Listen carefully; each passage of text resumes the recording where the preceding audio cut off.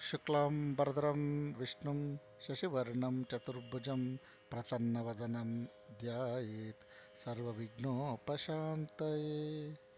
ಈ ಆಡಿಯೋ ಹಿಂದೂಗಳಿಗೆ ಬಹಳ ವಿಶೇಷವಾಗಿರ್ತಕ್ಕಂಥದ್ದು. ಪ್ರತಿಯೊಬ್ಬ ಹಿಂದುವು ಈ ಚತುರ್ಮಾಸ ದಿನಗಳ ವಿಶೇಷವನ್ನು ತಿಳ್ಕೊಂಡಿರಲೇಬೇಕು. ಇದು ಮ್ಯಾಂಡೇಟ್ರಿ ಅಂತ ಹೇಳಿದ್ರೆ ತಪ್ಪಾಗಲ್ಲ. ಈ ಚತುರ್ಮಾಸ ಅಂದರೆ ಏನು, ಈ ಚತುರ್ಮಾಸದಲ್ಲಿ ಏನು ವಿಶೇಷಗಳಿದೆ ಮತ್ತು ಬಹಳ ಜನ ಬಹುತೇಕ ಹಿಂದೂಗಳು ಈ ಚತುರ್ಮಾಸದಲ್ಲಿ ಯಾಕೆ ತೀರ್ಥಯಾತ್ರೆಗಳಿಗೆ ಹೋಗ್ತಾರೆ ಅಂತಕ್ಕಂಥ ಎಲ್ಲ ಪ್ರಶ್ನೆಗಳಿಗೆ ಈ ಒಂದು ಆಡಿಯೋ ಟೇಪು ಉತ್ತರವನ್ನು ಕೊಡುತ್ತೆ. ಗಮನವಿಟ್ಟು ಕೇಳಿ. ಚತುರ್ಮಾಸ ಅಂತ ಹೇಳಿದ್ರೆ ಆಷಾಢ ಮಾಸದಿಂದ ಕಾರ್ತಿಕ ಮಾಸ, ಆಷಾಢ ಶುಕ್ಲಪಕ್ಷ ಏಕಾದಶಿಯಿಂದ ಕಾರ್ತಿಕ ಶುಕ್ಲಪಕ್ಷ ಏಕಾದಶಿಯವರೆಗೂ 109 ದಿನಗಳ ಕಾಲ ಈ ಒಂದು ಚತುರ್ಮಾಸ ಅಂತಕ್ಕಂಥದ್ದು ಇರುತ್ತದೆ. ಇದು ಏನಕ್ಕೆ ಬಂತು, ಈ 4 ತಿಂಗಳು ಅಥವಾ 109 ದಿವಸಗಳ ಕಾಲ ಏನು ಮಾಡಿದ್ರೆ ಶುಭವಾಗುತ್ತೆ ಅಂತಕ್ಕಂಥದ್ದನ್ನು ನಮ್ಮ ಹಿರಿಯರು ಹೇಳ್ಕೊಂಡು ಬಂದಿದ್ದಾರೆ. ಅದನ್ನು ನಾವು ತಿಳ್ಕೊಳ್ಳೋಣ. ಏನಿದು ಚತುರ್ಮಾಸ? ಬಹಳ ಹಿಂದೆ ನಮಗೆಲ್ಲರಿಗೂ ಗೊತ್ತು, ಬಲಿಚಕ್ರವರ್ತಿ ಅಂತಕ್ಕಂಥ ಒಬ್ಬ ರಾಕ್ಷಸ ಅಸುರ ರಾಜ ಇದ್ದ. ಅವನು ತನ್ನ ಪ್ರತಾಪದಿಂದ 3 ಲೋಕಗಳಲ್ಲಿ ಆಧಿಪತ್ಯವನ್ನು ಸಾಧಿಸ್ತಾನೆ. ಸ್ವರ್ಗಲೋಕ, ಭೂಲೋಕ ಮತ್ತು ಪಾತಾಳ ಲೋಕ.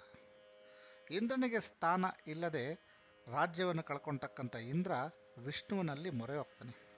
ನನ್ನ ಇಂದ್ರ ಪದವಿ ಇಲ್ಲ, ಹೇಗಾದರೂ ಮಾಡಿ ಅದನ್ನು ನನಗೆ ಮತ್ತೆ ಸಂಪಾದಿಸಿಕೊಡಿ ಅಂತ. ಅದಕ್ಕೆ ಉತ್ತರವಾಗಿ ವಾಮನ ಅವತಾರವನ್ನು ತಾಳಿ ಬಲಿಚಕ್ರವರ್ತಿಯನ್ನು 3 ಹೆಜ್ಜೆಗಳು ಬೇಕು ಅಂತ ಕೇಳಿದಾಗ ಬಲಿಚಕ್ರವರ್ತಿ ತಗೊಳ್ಳಿ ವಾಮನಾಚಾರ್ಯರೇ ಅಂತ ಹೇಳಿದಾಗ, 1 ಹೆಜ್ಜೆಯಲ್ಲಿ ಸ್ವರ್ಗಲೋಕ, 2ನೇ ಹೆಜ್ಜೆಯಲ್ಲಿ ಭೂಲೋಕ ತುಳಿದಾಗ 3ನೇ ಹೆಜ್ಜೆ ಎಲ್ಲಪ್ಪ ಇಡಲಿ ನಾನು ಅಂತ ಕೇಳಿದಾಗ ತನ್ನ ತಲೆಯನ್ನು ತೋರಿಸ್ತಾರೆ.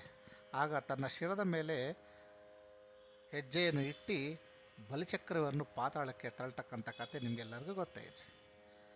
ಆದರೆ ಬಲಿಚಕ್ರವರ್ತಿ ಪಾತಾಳ ಲೋಕಕ್ಕೆ ಹೋದಾಗ ತಾನು ಮಾಡಿದಂಥ ದಾನ ಧರ್ಮಾದಿಗಳು, ಯಜ್ಞಯಾಗಾದಿಗಳು ಇದನ್ನೆಲ್ಲ ವಿವರಿಸುತ್ತಾ ವಿಷ್ಣುವನ್ನು ಒಂದು ವರ ಕೇಳ್ತಾರೆ.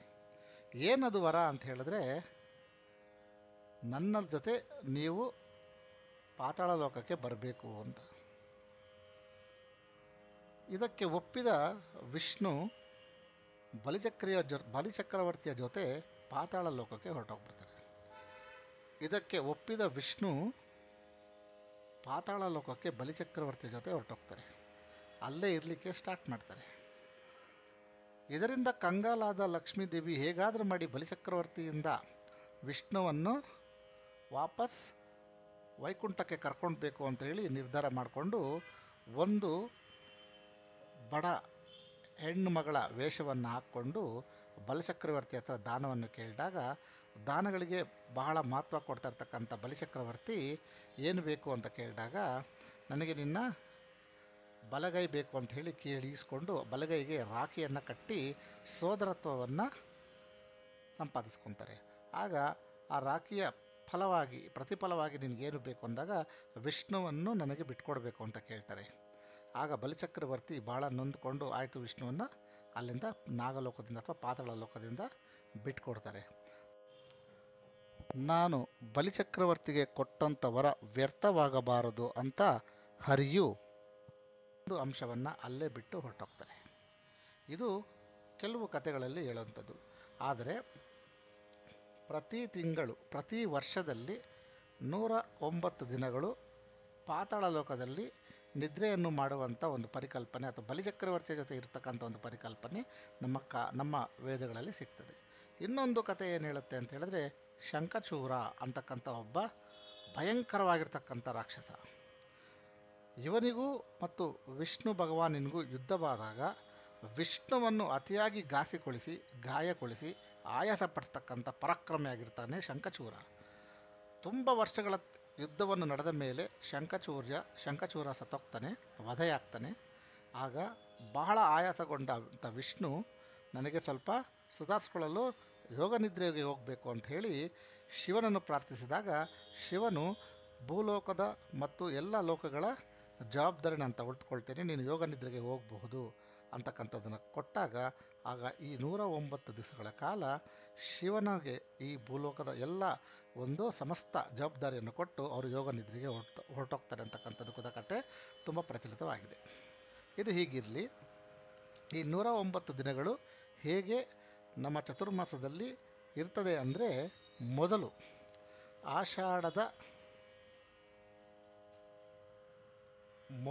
ಆಷಾಢದ ಶುಕ್ಲ ಪಕ್ಷದ ಏಕಾದಶಿ ಆದ ಮೇಲೆ 4 ದಿನಗಳು, ಏಕಾದಶಿಗೆ ಮುಂಚೆ ಬರ್ತಕ್ಕಂಥ 4 ದಿನಗಳು ಗುರುಗಳು ಈ ಒಂದು ಸಮಸ್ತ ಲೋಕದ ಕಾರ್ಯಕ್ರಮಗಳನ್ನು ನೋಡ್ಕೊಳ್ತಾರೆ.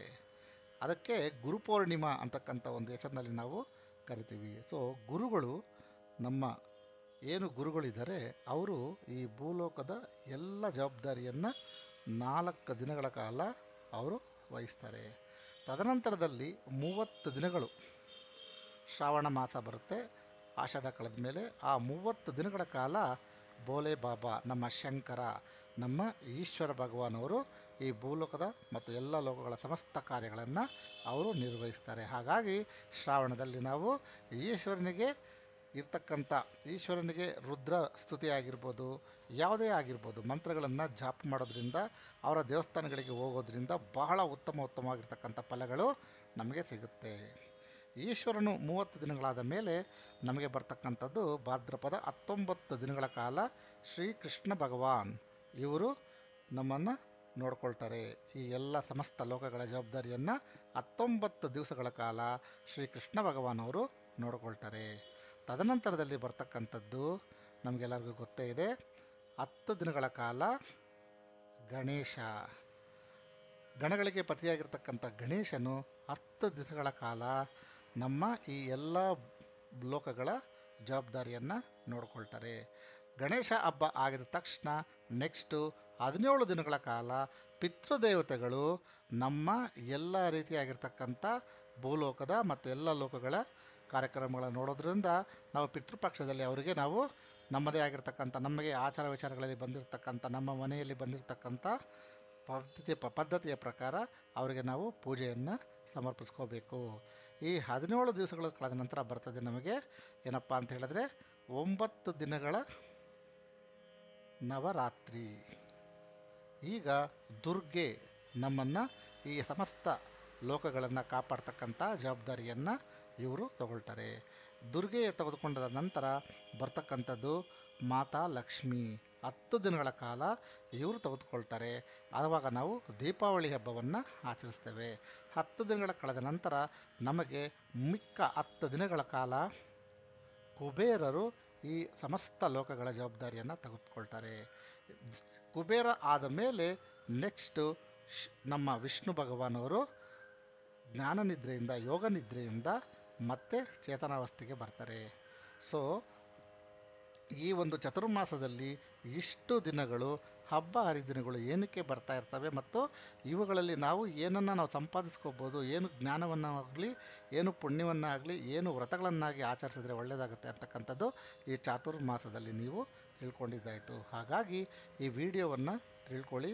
ಇದರಿಂದ ನಾವು ಯಾವ ಹಬ್ಬ ಆದಮೇಲೆ ಯಾವ ಹಬ್ಬವನ್ನು ಮಾಡ್ತೇವೆ, ಏನಕ್ಕೆ ಮಾಡ್ತೇವೆ ಅಂತಕ್ಕಂಥದ್ದು ಮುಂದಿನ ವಿಡಿಯೋಗಳಲ್ಲಿ ನಾವು ತಿಳಿಸ್ಕೊಡ್ತೀವಿ. ಬಟ್ ಆದರೆ ಇವತ್ತಿಗೆ ಚತುರ್ಮಾಸ ಇಲ್ಲಿ ಬಹಳ ತೀರ್ಥಯಾತ್ರೆಗೆ ಯೋಗ್ಯವಾದ ದಿನಗಳು ಈ 109 ದಿನಗಳು. ತಮಗೆ ಸಮಯವನ್ನು ಇಲ್ಲದಿದ್ದರೂ ಮಾಡಿಕೊಂಡು ನಾವು ಗುರುಗಳ ಸನ್ನಿಧಿಯಲ್ಲಾಗಲಿ, ಈಶ್ವರನ ಸನ್ನಿಧಿಗಾಗಲಿ, ಕೃಷ್ಣನ ಸನ್ನಿಧಿಗಾಗಲಿ, ಗಣೇಶನ ಸನ್ನಿಧಿಗಾಗಲಿ, ಪಿತೃದೇವತೆಗಳ ಸನ್ನಿಧಿಗಾಗಲಿ, ದುರ್ಗೆ, ಲಕ್ಷ್ಮಿ, ಕುಬೇರ ಸನ್ನಿಧಿಗಳಿಗೆ ಹೋಗಿ ನೀವು ತೀರ್ಥಯಾತ್ರೆಯನ್ನು ಮಾಡ್ಕೊಂಡು ಬನ್ನಿ ಅಂತ ಹೇಳ್ತಾ ಈ ಒಂದು ಆಡಿಯೋ ಪೀಸನ್ನು ಮುಗಿಸ್ತಾ ಇದ್ದೀನಿ. Thank you.